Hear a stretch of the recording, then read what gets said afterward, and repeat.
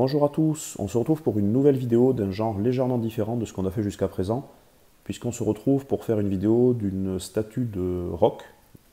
Voilà, donc c'est une statue du fabricant Knuckle Bones sur le groupe Queen. Donc voilà, le chanteur, c'est Freddie Mercury, qui est extrêmement connu. Donc Knuckle Bones, c'est un fabricant américain qui est spécialisé dans toutes les statues de rock, d'une manière générale, plutôt rock, hard rock. Ils ont fait quelques autres groupes, mais vraiment la grande dominante c'est le hard rock. Bon, Queen c'est pas vraiment du hard rock, c'est plutôt du rock. Et donc là on se retrouve avec une statue de Freddie Mercury qui peut être accompagnée des autres membres du groupe, puisqu'ils ont également fait Brian May, donc, qui était le guitariste, Deacon qui était le bassiste, et donc Roger Taylor à la batterie. Donc on peut avoir 4 statues en résine pour former le groupe au complet. Cette statue, elle est présentée dans une belle boîte colorée, très classique, donc avec des illustrations sur les différentes faces qui reprennent les photos du prototype de la statue. Sur l'arrière de la boîte, on retrouve une sorte d'historique de la vie de Freddie Mercury, avec donc sa naissance. Il vous raconte qu'il est né sur l'île de Zanzibar, et ensuite qu'il est parti avec sa famille habiter en Angleterre, et que c'est là qu'il a rencontré les autres membres du groupe pour le fonder. Voilà. On va donc vous ouvrir cette statue pour qu'on puisse voir concrètement est-ce que le fabricant a respecté ce qui était prévu sur le prototype. La statue est donc maintenant déballée. C'est une statue qui est relativement simple en termes de montage, puisqu'on a uniquement 2 parties, donc la statue d'un côté et la base de l'autre. Donc vraiment en termes de montage, vous n'allez pas trop vous casser la tête.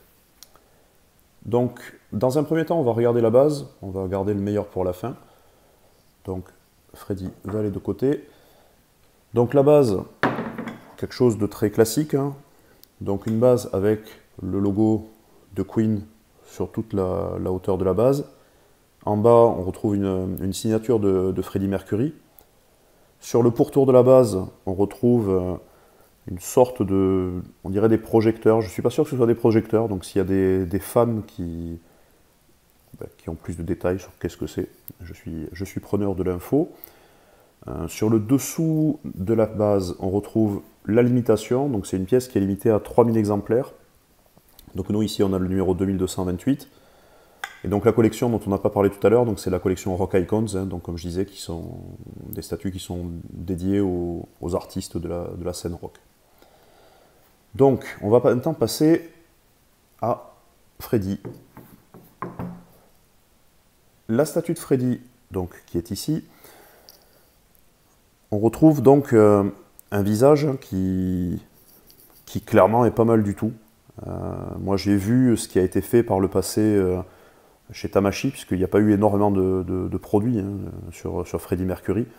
Il y a eu 2 SH qui sont sortis ces dernières années, qui étaient pas mal, mais on reconnaissait plus le chanteur par ses habits que par son visage. Là, le visage est clairement réussi.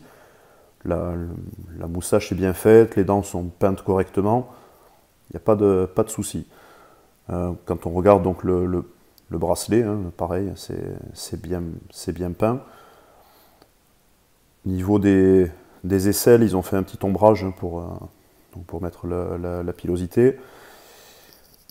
Au niveau des baskets, vraiment, en termes de paint job, c'est très propre. Sur cet exemplaire, moi j'ai juste quelque chose que je voulais quand même souligner. Voilà, le moulage n'est pas tout à fait parfait au niveau du pantalon. On a quelques petits picots de résine. Mais hormis ça, c'est très bien. Voilà, même les coutures du pantalon, la ceinture, c'est vraiment très bien. Donc on retrouve sur cette statue ce logo avec un grand F. Alors je suis peut-être pas assez calé sur Queen, mais j'ai pas souvenir qu'il ait mis comme ça un t-shirt avec un F. Il me semble que c'était plutôt le S de Superman. Alors peut-être qu'ils n'ont pas mis le S de Superman tout simplement pour des raisons de licence, puisque Superman c'est DC, et s'ils mettent le logo, ils doivent payer la licence à DC, en plus de payer celle de Queen. Donc je pense que c'est la raison pour laquelle ils ont mis cette petite variation au niveau de la lettre sur le t-shirt de Freddy. On va donc passer sur un visuel 360 de la statue pour que vous puissiez la voir un peu sous toutes les coutures, même si on l'a déjà vu pas mal en détail.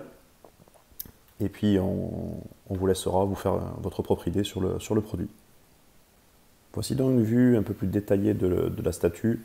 On vous a rajouté également la tige du micro que je n'avais pas montée jusqu'à présent. On vous laisse vous faire votre propre opinion sur la pièce. On vous remercie d'avoir regardé cette vidéo et on espère à très bientôt pour d'autres vidéos sur notre chaîne.